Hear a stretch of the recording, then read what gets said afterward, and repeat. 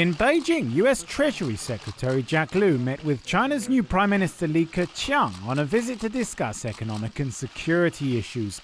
President Xi Jinping had received Lew the day before. As was also true for Li, it was both Xi and Lew's first meeting with a senior foreign leader since assuming their respective positions in government. America wants China to give it more market access and allow its currency to rise in value.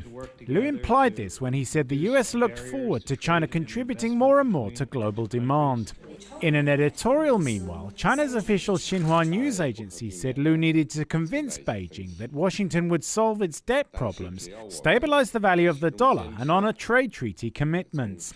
In addition to trade, cybersecurity was also expected to be on the agenda.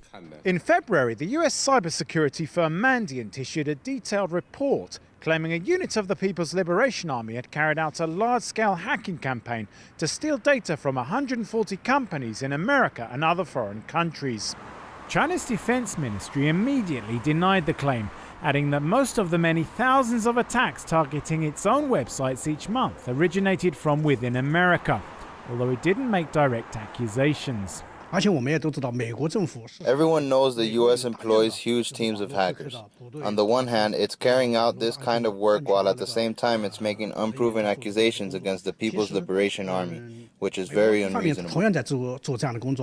At his first press conference as Prime Minister on Sunday, Li said that instead of making groundless accusations, the two countries should instead spend time doing practical things to improve cybersecurity.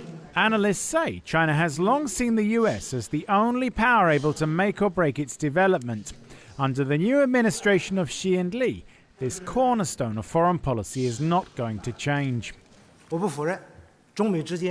Admittedly, there are some differences between China and the U.S., but as long as we respect each other's major concerns and manage our differences, then our common interests will far outweigh the differences we might have.